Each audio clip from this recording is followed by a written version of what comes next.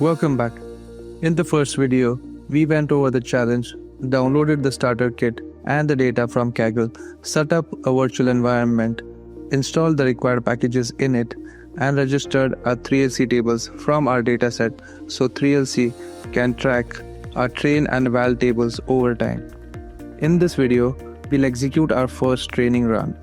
In 3LC, a run is a container for one experiment, which in our case is one training job. Every time you run the train.py file, 3LC creates a new training run that holds the metrics and embeddings for that iteration. Embeddings here are reduced feature vectors from the model, which in simple words mean that they let you see how the model sees each image in 2D or 3D in the dashboard. So you can cluster samples and use that as model feedback to label unlabeled samples smartly instead at random. We'll run the training once, then use the dashboard and those embeddings to label a small batch of unlabeled samples, rerun the training with the updated tables, and finally, once satisfied with the results, use the best model to make predictions on the test set and submit our scores on Kaggle so you can see our first leaderboard result. To begin, let's go ahead and activate our environment that we previously created. Secondly, let's head over to the directory in which we have our training script. We have the training script listed here. Let's go ahead and run the training.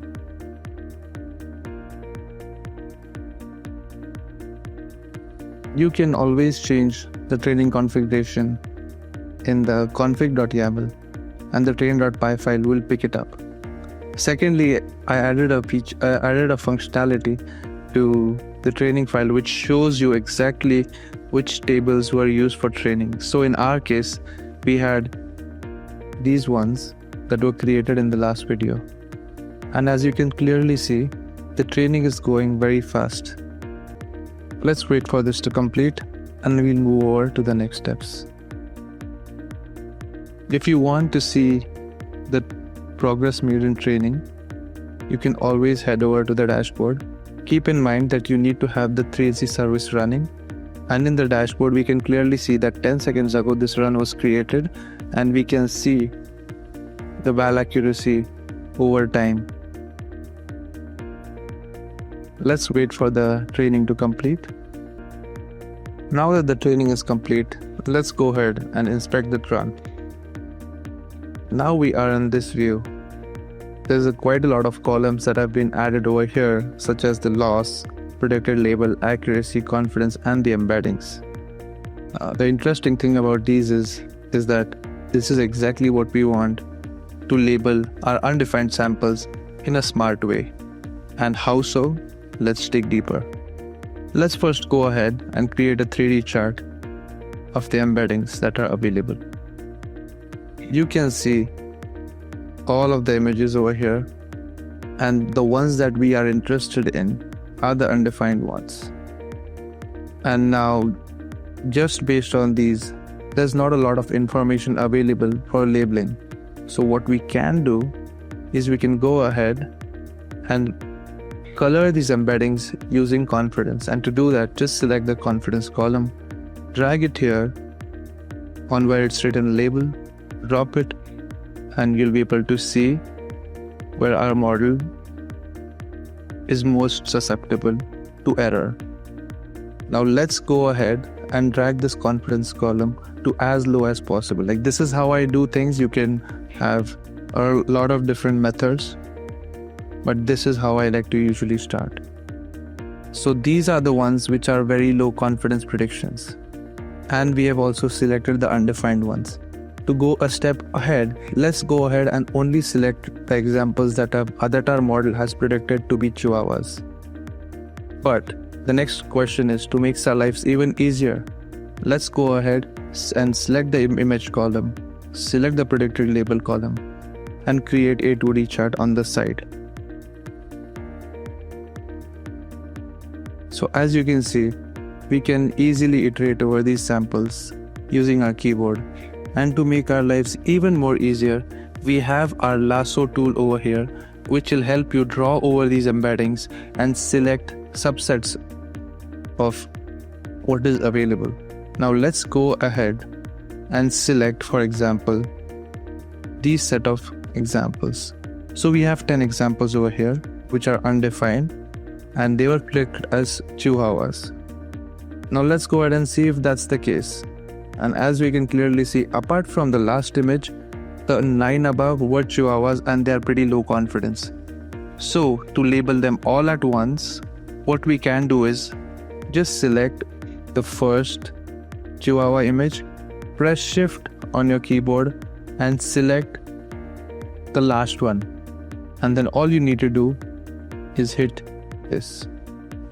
And what this does essentially is label these images as chihuahuas and change their weight to 1.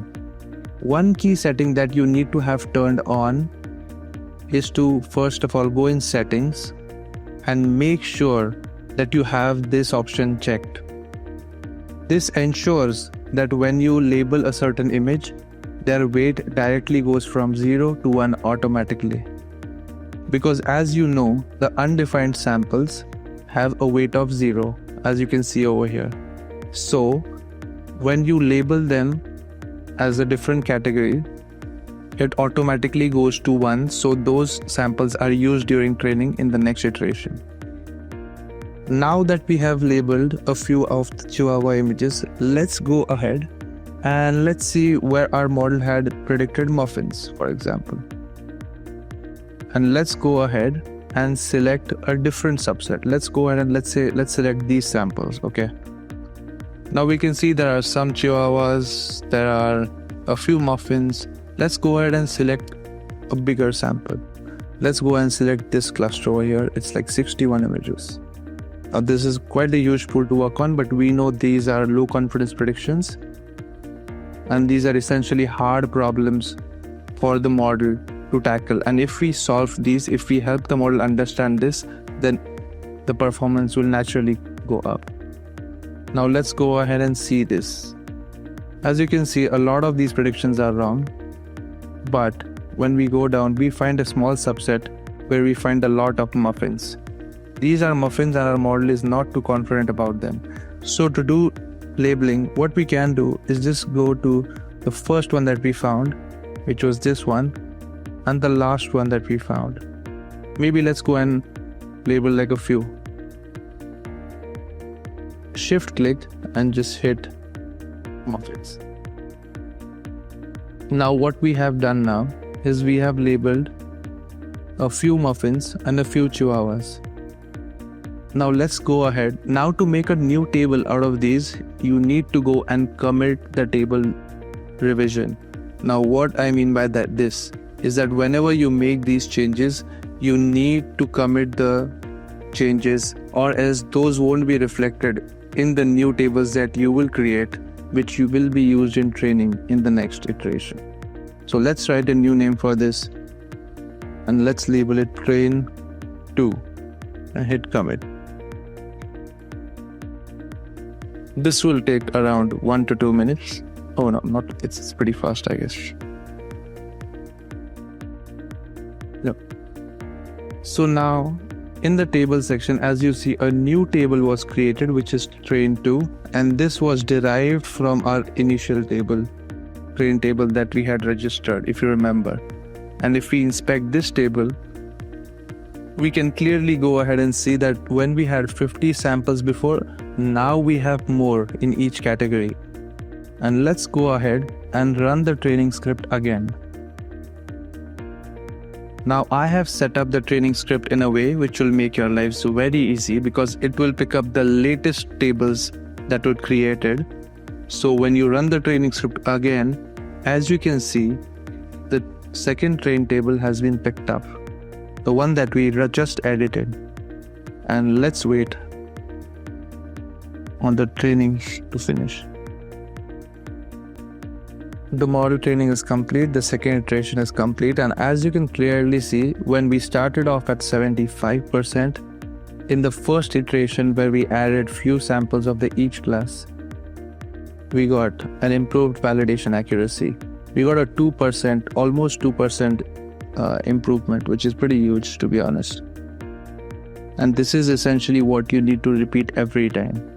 So now once this run is complete, as you can see, let's refresh the dashboard. You can see a new run was created. Now when we go ahead and inspect this run, and what we do is we do the same thing over and over again. We create a 3D chart of the embeddings. We go ahead and create a 2D chart of the image and the predicted labels. Select the undefined samples. Go ahead and play around with the confidence. Now we can, if you want to see, let's go ahead and label using color using confidence. And as you can see, our model is more certain now than the previous iteration. Now it is more certain about the samples.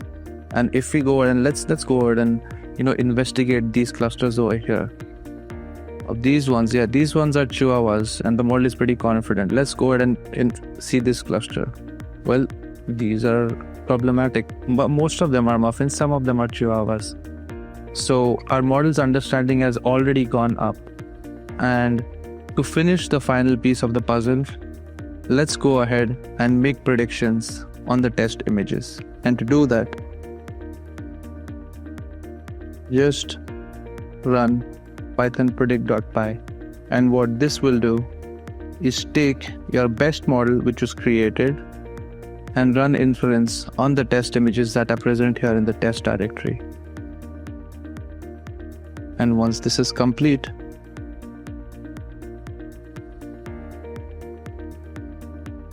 you have a submission CSV file ready over here to submit.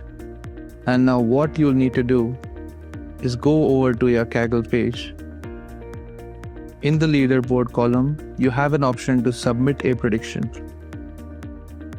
And to submit your prediction, all you need to do is drag and drop your submission CSV into this Dropbox and hit submit. Now here is where the magic happens. I mean, in the backend, a metric has been already set up with the test labels. So what it will do is take your submissions, compare it against the solution that we have set up, and then give you a score. As you can see, we have our first score on the leaderboard, and this is it. This is what you essentially need to do.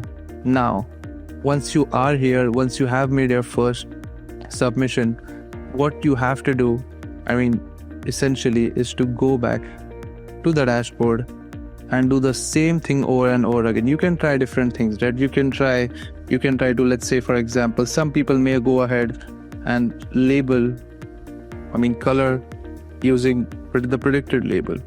And in that case, let's say, for example, I just select muffins and I start selecting a few samples and like to see, okay, maybe these, yeah, some of these are chihuahuas, these are probably not correct. Let's go ahead and select a different subset. Okay, so these are labeled as muffins, but they are not muffins. Most of them are chihuahuas. Some of them are muffins, but most of them are chihuahuas. So maybe if I label these, model will be less confused in the next iteration of training run. And this is exactly what we want to replicate. And you can do multiple things with it, but I suggest you try this once. And anytime if you're in any doubt, you can just reset the filters and start over again. If you get stuck, you can always head over to our Discord. You can head over to our Discord and message us anytime.